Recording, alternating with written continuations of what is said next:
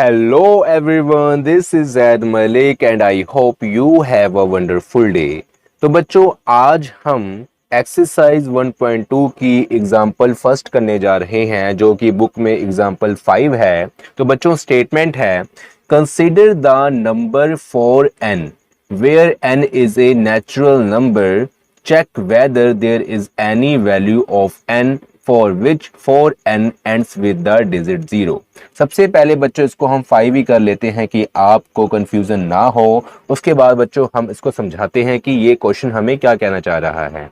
तो बच्चों यहाँ पर ये बोलना चाह रहा है कि हमें कंसीडर द नंबर 4n, हमने एक नंबर कंसीडर करना है, लेट करना है 4 raised power n where n is a natural number. यहाँ पर n क्या है? नेचुरल नंबर है, मतलब n हमारा जो नंबर है वो इस टाइप का नंबर है जो कि 1 से स्टार्ट होगा और उसका एंड क्या होगा? इनफाइनाइट होगा। मतलब इनमें से कोई एक नंबर हम n की जगह पर रख सकते हैं, ठीक है, 1 से लेके इनफाइनाइट तक। अब बच्चों check whether there is any value of n for which 4 raised to power n ends with the digit 0।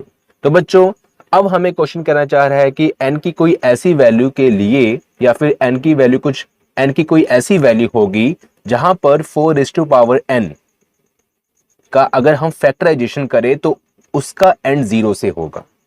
ठीक है बच्चों, समझो इस बात को। देखें, अगर हमारे पास यहां पर 10 है और हम कहें कि 10 का हमने फैक्टराइजेशन करना है, तो बच्चों हम करते हैं 2 5 द 10 एंड 5 1 द 5। अगर बच्चों हमारे पास 100 है, इसका हम फैक्टराइजेशन करें तो 250 द 225 द 5 5 द 5 1 द। ठीक है बच्चों, तो देखें जब हमने 10 का फैक्टराइजेशन किया तो बच्चों यहां पर कौन से फैक्टर प्राइम फैक्टर प्रेजेंट है हमारे? 2 इंटू 5, ओके, ये एक, ओके। अगर बच्चों हमने 100 का फैक्टराइजेशन किया, ठीक है, इसमें कौन कौन से फैक्टर हमारे प्रेजेंट है? 2 इंटू 2 5 इंटू 5, ठीक है। तो बच्चों इसको मैं ऐसे लिख सकता हूं 2 इंटू 5 एंड 2 इंटू 5, ठीक है ना, 2 बारी 2 है और 2 बारी 5 है, ठीक है। अगर बच्चों मैं 1000 का करूं फैक्टराइजेशन तो बच्चों इसके फैक्टर्स क्या होंगे? 2 500 दी 2 250 एंड 2 125, ओके, 5 25। तो बच्चों यहां पर क्या आएगा? 5 5 दी 25 5 1 दी 5। तो बच्चों देखें 1 2 3 2 है 3 टाइम्स, 1 2 3 5 है 3 टाइम्स। तो बच्चों 1000 के फैक्टर्स क्या हो गए? 2 इंटू 5, ठीक है, एक पेयर, 2 इंटू 5 सेकेंड, 2 इंटू 5, ठीक है। 2 है 3 टाइम्स, 1 2 3, 5 है 3 टाइम्स, 1 2 3। तो बच्चों देखें अगर 2 इंटू 5 का पेयर 1 टाइम है तो वहां पर जिस नंबर का फैक्टर कर रहे हैं उसमें क्या है? ओनली 1 0 है, ठीक है। जो उसका एंड हो रहा है उसमें सिर्फ ओनली 1 0 है। अगर बच्चों 2 इंटू 5 के 2 पेयर्स हैं तो जो नंबर का हम फैक्टर कर रहे हैं उसका एंड में 2 0 है। और बच्चों अगर 2 इंटू 5 के 3 पेयर्स हैं तो बच्चों जिस नंबर का हम फैक्टर कर रहे हैं वहां पर 3 जीरोस है। तो बच्चों इस बात को समझना हमारे लिए इसलिए जरूरी है क्योंकि किसी भी नंबर का फैक्टर का अगर एंड, या फिर हम कह सकते हैं कि किसी भी नंबर का एंड अगर 0 से होगा तो उसके लिए उस नंबर में 2 इंटू 5 के पेयर, या फिर हम कह सकते हैं फैक्टराइजेशन करते समय 2 इंटू 5 का होना जरूरी है, 2 इंटू 5 का होना जरूरी है। तो बच्चों इसलिए हम यहां पर एक लाइन लिखेंगे क्योंकि बच्चों यहां पर है हमारे पास 4 रेज्ड टू पावर n। मान लो कि n हमारा 1 है क्योंकि जो नेचुरल नंबर है वो 1 से स्टार्ट होता है, ओके। n हमारा 1 है बच्चों, अगर हम n को यहां 1 पुट कर दे तो ये 4 हो जाएगा। और बच्चों अगर हम 4 का फैक्टराइजेशन करें तो 2 इंटू 2 क्या हो जाएगा? 2 इंटू 2, ठीक है ना, ओनली ये फैक्टर बनेंगे, 2 इंटू 5 तो प्रेजेंट है नहीं। अगर बच्चों हम n को 2 पुट कर दें तो 4 इंटू 4 क्या होता है? 16। तो बच्चों ये क्या बन जाएगा?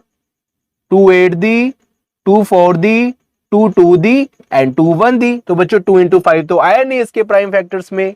अगर बच्चों हम 3 पुट कर दें तब भी नहीं आएगा, 4 पुट कर दें तब भी नहीं आएगा। तो बच्चों इन सबको हैंडल करने के लिए हम यहां पर एक लाइन लिखेंगे।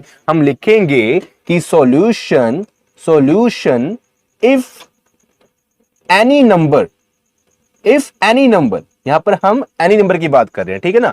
If any number ends with the digit 0, okay, if any number ends with the digit 0, या फिर हम लेते हैं डिजिट 0 लिखते हैं ये वाला, ठीक है, digit 0, then it should be contain, it should be contains, it should be contains, it should be contains prime factors that is 2 into 5। ठीक है बच्चों, हमने क्या लिखा, अगर एनी नंबर 0 से एंड होता है, उसका एंड 0 से होता है, उसका जो लास्ट डिजिट है वो 0 है, तो बच्चों उसके प्राइम फैक्टर्स में एक ऐसा फैक्टर जरूर होना चाहिए, कम से कम एक फैक्टर ऐसा होना चाहिए, तभी उसका एंड 0 से होगा। ठीक है बच्चों, अब बच्चों हम क्या करेंगे, ये तो लाइन हमने लिख दी। अब बच्चों हम करेंगे now prime factorization of 4n, okay, ये लिख के बच्चों उसके बाद हम लिखना है 4 raise to power n, this is equal to 2 into 2 raise to power n, okay. इसके बाद बच्चों हमने क्या करना है, यहां पर लिखना है कि 4n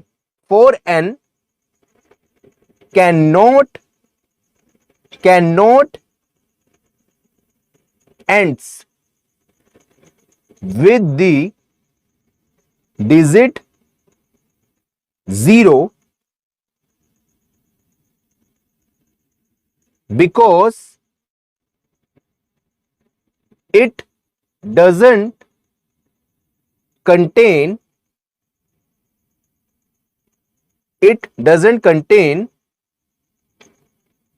prime factors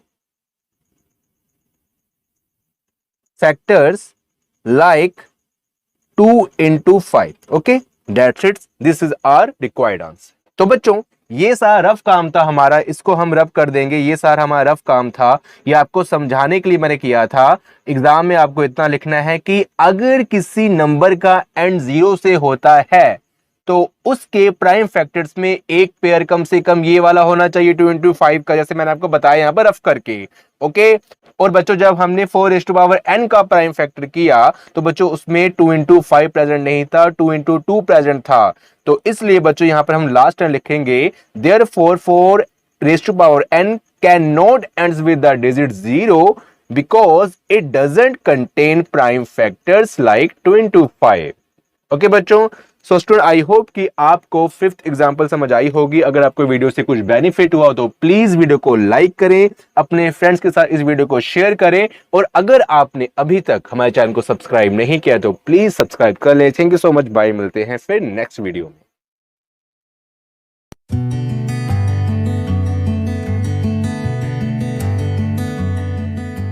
Please subscribe my channel. Thank you.